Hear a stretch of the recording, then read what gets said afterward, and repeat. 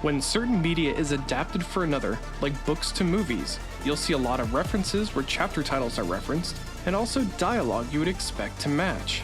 What role can music play though, and how can it be done well and poorly? After watching the Mortal Kombat movie from earlier this year, I think I found my answer. Let's take a look at the trio of movies based on the Mortal Kombat games to see how nostalgia for music can play an important role.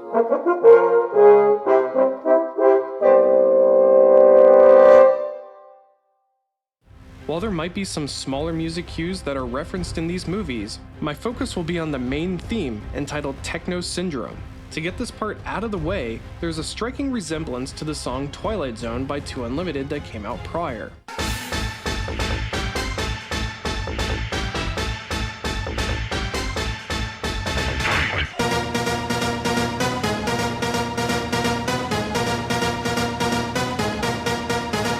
Maurice Engelin said that they had a short time to write the Mortal Kombat album between tours and that it was just a coincidence. But I'll let you be the judge. I do ask that if you think it is plagiarism, then you have to agree that 2 Unlimited plagiarized themselves from the song Tribal Dance.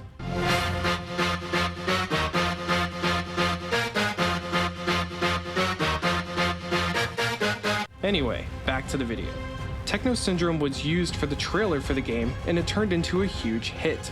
Playing any bit of the song should ring a bell to most people that know it. From the opening gong, the synth intro, Test your might. Test your might. the 4-2 meter,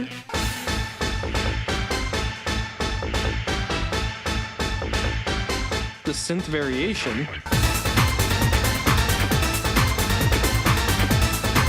or when all the character names are being said.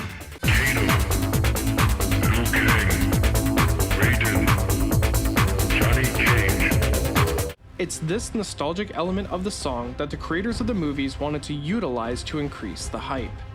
Starting with the second movie, the main theme plays twice total, once at the beginning and once at the end.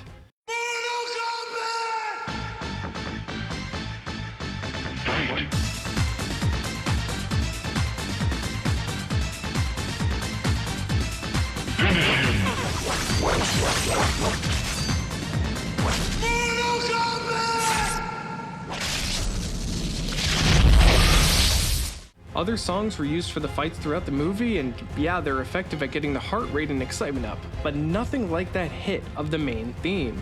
Considering it never played till the end of a bad movie, it served as a sign of, I made it to the end of the movie, yay! Rather than a, oh hell yeah, here we go. Not only is it just a lack of use of the theme, it's the way it's used too. Right at the opening of the movie, it gets you pumped up and ready to go. And its use at the end, it started up. The fate of the universe will be decided as it should be. In Mortal Kombat. Suddenly stopped.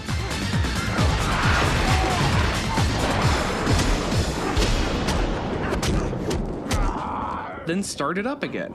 And I will!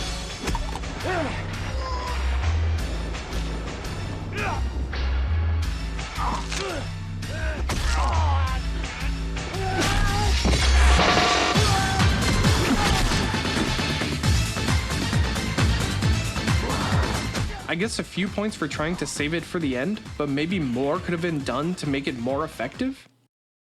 Looking now at the first movie, in this case, it was played 4 times throughout the film. It didn't seem all that strategic and almost served as a, you need some more hype, well here's that theme again.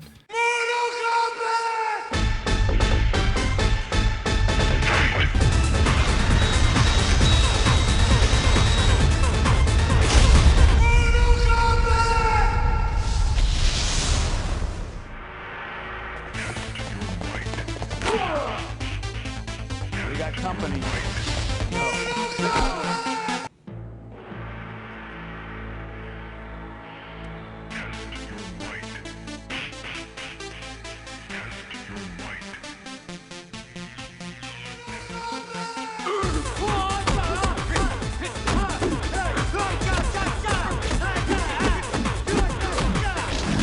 Weak, pathetic fools. I've come for your souls. I don't think so.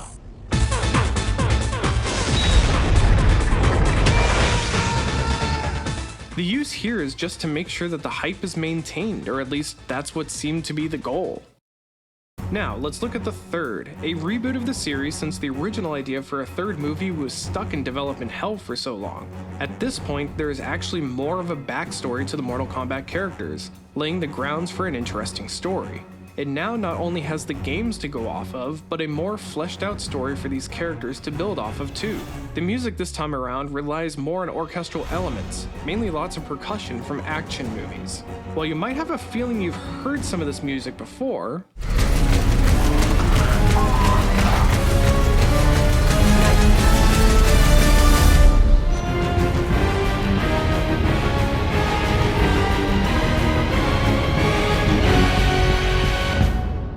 Benjamin Wallfish is associated with Remote Control Productions, so that answers that, and maybe a video topic for another day. Benjamin did create a new version of Techno Syndrome for the movie as well. Now, instead of techno, it gets more EDM.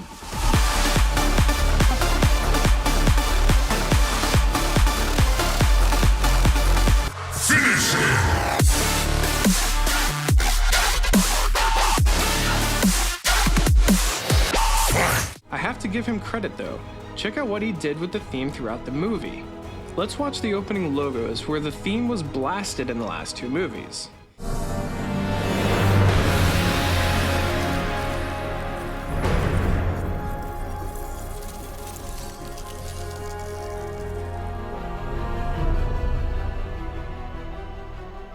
There doesn't seem to be a theme there, right? Well, check out the strings.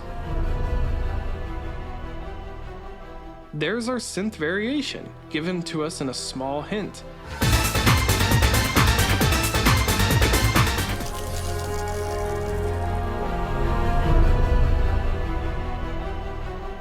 Now for the fun part.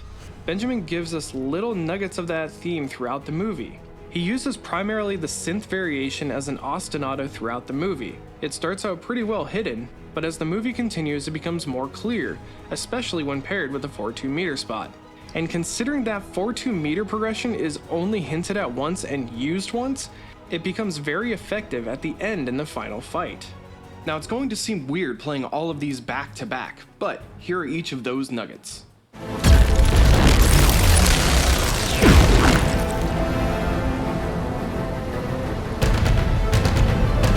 The target had the same marking you pulled. When Jax finally took it down, the dragon marking transferred directly onto it.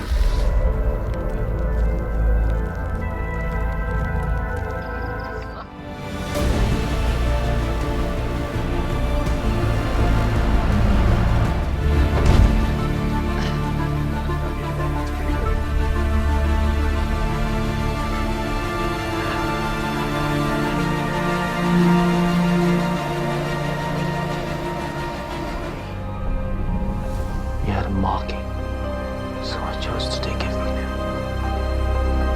And in that moment, my arcana came forth.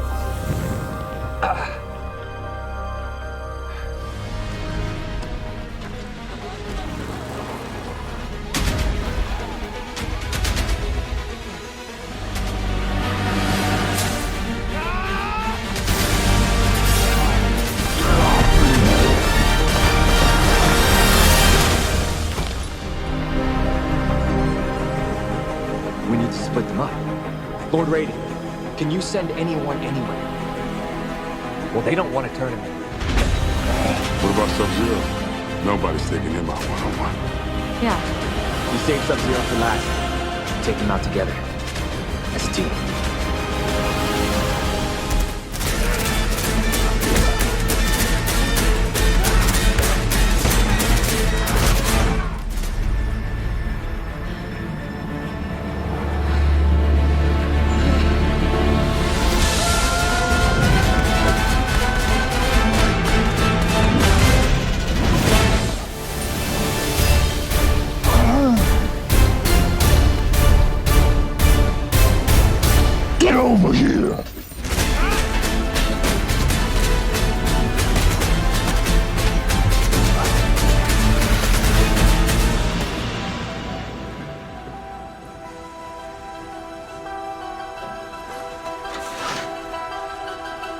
This is not the only way Benjamin used the second riff from Techno Syndrome. He also slowed it way down, and this version of it is also played throughout the movie.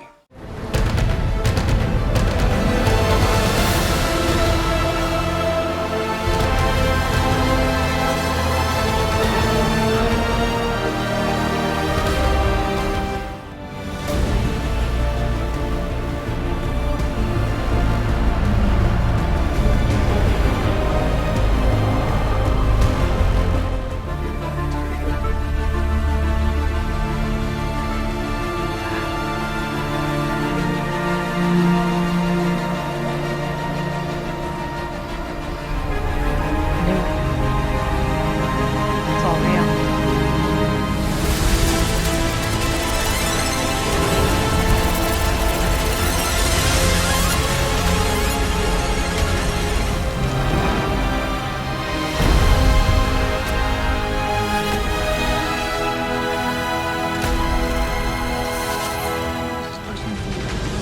Are you ready?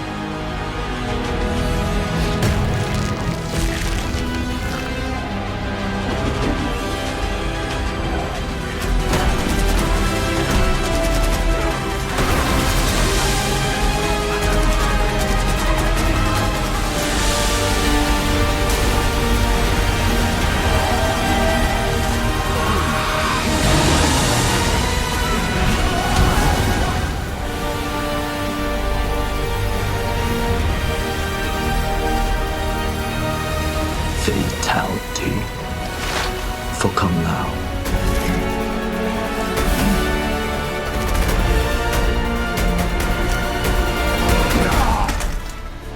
お前は俺を解き放ってくれた。我らの決闘を守れ。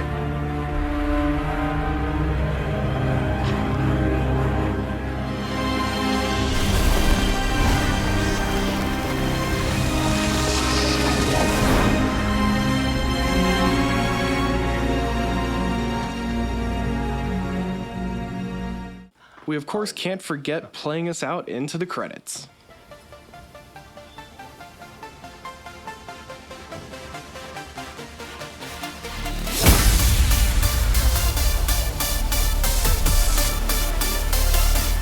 This is how you use nostalgia of that theme in a movie.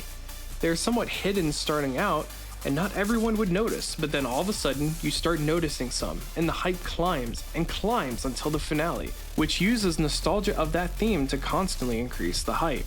I was very surprised at the different uses that theme had in each movie, and it gave me perfect examples of each of how to use them in my opinion. So now's the time I pass it off to you.